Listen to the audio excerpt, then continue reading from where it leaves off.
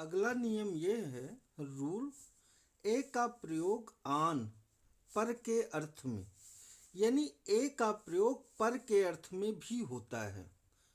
ए जो है वो आन यानी पर का भी अर्थ देता है। कैसे? एज एग्जाम्पल दिया हमने, he found her A bed, उसने उसको बिस्तर पर पाया। यहाँ पर ए बेड का मतलब क्या हो गया? बिस्तर पर, बिस्तर पर क्या हो गया? बिस्तर पर, उसने उसको बिस्तर पर पाया। तो देख रहे हैं यहाँ पर आन या एट नहीं लगा है, यहाँ ए लगा है। तो आर्टिकल जो है वो यानी ए किसका अर्थ दे रहा है? सेंस दे रहा है प्रीपोजिशन का। सेकेंड एग्जाम्पल हमने दिया है, ही वेंट ए हंटिंग, वो हंटिंग पर गया है यानी शिकार पर गया है। कहाँ पर? ए हंटिंग का मतलब क्या हो गया? शिकार पर, शिकार पर। तो यहाँ पर भी कहीं प्रीपोजिशन का प्रयोग नहीं किया गया है, बल्कि ए का प्रयोग किया गया है। यानी प्रीपोजिशन का काम क्या कर रहा है? आर्टिकल कर रहा है, ए कर रहा है। दूसरा रूल हमने, किसी प्रॉपर नाउन का प्रयोग कॉमन नाउन की तरह होने पर ए एन का प्रयोग होता है। प्रॉपर नाउन जो प्रॉपर नेम है। जैसे आपने कहा कि यू आर ए तेंदुलकर, तो तेंदुलकर का मतलब यहाँ सचिन तेंदुलकर है। आप क्या हैं? एक तेंदुलकर हैं, आप सचिन तेंदुलकर हैं। तो यहाँ पर ये अर्थ नहीं है कि आप सचिन तेंदुलकर हो गए या सचिन तेंदुलकर की आत्मा आप में आ गई। यहाँ पर मतलब यह है कि सचिन तेंदुलकर जो है वो किस मामले में मशहूर हैं? क्रिकेटर हैं। वो बहुत बड़े क्या हैं? क्रिकेटर हैं। तो जब वो बहुत बड़े क्रिकेटर हैं तो उनके उस गुण को आप में दिखाया जा रहा है। कहने का मतलब ये है कि आप बहुत बड़े क्रिकेटर हो, यानी आप सचिन तेंदुलकर जैसे क्रिकेटर हो। तो जो ये तेंदुलकर प्रॉपर नाउन है उसका प्रयोग कॉमन नाउन की तरह हुआ है। ही इज ए कालिदास, तो कालिदास किस बारे में मशहूर थे? संस्कृत के बहुत बड़े विद्वान हुए हैं। और विद्वान ही नहीं हुए, अपने आरंभिक जीवन में ये कथा है कि वो सबसे बड़े मूर्ख भी थे, फिर बाद में ईश्वर की कृपा से, भोलेनाथ की कृपा से वो बहुत बड़े विद्वान भी बने। जिस डाल पर बैठे थे उसी डाल को काट रहे थे। तो ही इज ए कालिदास, तो इसका मतलब ये हो गया कि वह कालिदास जैसा विद्वान है। वो कालिदास नहीं हो गया। कहने का मतलब है कि कालिदास के सारे गुण उसमें हैं। इसका अर्थ ये हो गया, वह कालिदास जैसा, कालिदास जैसा या कालिदास के समान, के समान क्या है? विद्वान है, विद्वान है। या संस्कृत का आचार्य है, कुछ भी कह सकते हैं आप, विद्वान है। तो ये यहाँ पर कालिदास जो कि प्रॉपर नाउन है, इसका प्रयोग भी किस तरीके से किया गया है? कॉमन नाउन की तरह किया गया है।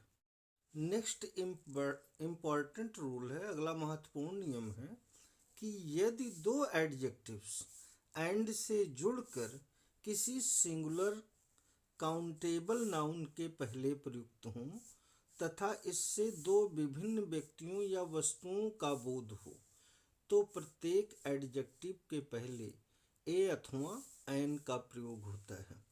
इसको समझ लें, दो एडजेक्टिव्स। तो पहला एग्जाम्पल हमने दिया है, ए ब्लैक एंड ए वाइट काऊ। तो इसमें दो एडजेक्टिव कौन है? ब्लैक और वाइट। ये क्या है? दोनों एडजेक्टिव हैं। और ये किसके पहले जुड़े हुए हैं? ये काऊ जो है ये क्या है? Singular countable noun, singular, singular countable noun, countable noun. Black and white दो एडजेक्टिव हो गए, और काऊ जो है वो सिंगुलर काउंटेबल नाउन हुआ। तो काऊ के पहले एक एडजेक्टिव वाइट है और उसके भी पहले एक एडजेक्टिव ब्लैक है। अब ये एंड से जुड़े हुए हैं जैसा कि रूल कह रहा है। तो यहाँ पर ए लगा है, ए ब्लैक एंड ए वाइट। इसका मतलब ये हो गया कि दो काउज हैं, यानी प्रत्येक एडजेक्टिव के पहले ए एन का प्रयोग होता है। इसका मतलब ये है कि ए ब्लैक एंड वाइट काऊ का मतलब काउज की संख्या कितनी है? दो। कितनी है नंबर ऑफ काउज? टू है। क्यों टू है? क्योंकि एक ब्लैक है दूसरी वाइट है। ये बात कैसे कंफर्म होती है? दो जगह, दोनों जगह ए का यूज किया गया है। अगर ए का प्रयोग एक ही जगह होता, यानी ए ब्लैक एंड वाइट काऊ, यानी ए का प्रयोग सिर्फ एक बार होता, तो फिर काऊ की संख्या कितनी हो जाती? वन। कितनी हो जाती? वन। अगर डबल आर्टिकल है तो काउज की संख्या होगी दो, और अगर सिंगल आर्टिकल है यानी सिंगल बार ए अथवा एन का प्रयोग किया गया है तो उसकी संख्या कितनी होगी? एक। ऐसे ही a tall and a handsome boy, ठीक है ना। अब यहाँ पर दो बच्चे हो गए, यहाँ पर ए tall and a handsome boy, एक लंबा लड़का और दूसरा हैंडसम लड़का। यहाँ पर नंबर ऑफ बॉयज कितनी हो गई? दो। अगर इस आर्टिकल को हटा दिया जाए तो ए टॉल एंड हैंडसम बॉय हो जाएगा, तो बच्चे की संख्या कितनी होगी? एक। ऐसे ही ए रेड एंड ब्लैक शर्ट, इसका मतलब यहाँ शर्ट की संख्या कितनी है? यहाँ पर शर्ट की संख्या हो गई ए रेड एंड ब्लैक शर्ट, यानी एक शर्ट लाल है दूसरी शर्ट काली है, तो एक काली शर्ट दूसरी जो है वो लाल शर्ट। अब अगर यहाँ पर इस आर्टिकल को हटा दिया जाए तो इसका मतलब एक ही शर्ट है जो रेड भी है और ब्लैक भी है। तो ये है जबरदस्त रोल किसका? आर्टिकल का। जैसा कि मैंने पहले बताया था, यही वजह है कि तीन डिमॉन्स्ट्रेटिव एडजेक्टिव को ए एन द को लेकर के एक अलग सेक्शन में हम स्टडी करते हैं, क्योंकि जिन लोगों ने बनाया है, जो पुराने व्याकरणाचार्य थे जिन्होंने फाउंडेशन रखी इंग्लिश ग्रामर की, तो ये अजीब सा अमेजिंग रोल प्ले करते हैं। कहीं आन का अर्थ देते हैं, कहीं डबल बार ए लगा हुआ है तो दो वस्तुओं का, व्यक्तियों का बोध हो रहा है, एक बार लगा है तो एक का बोध हो रहा है।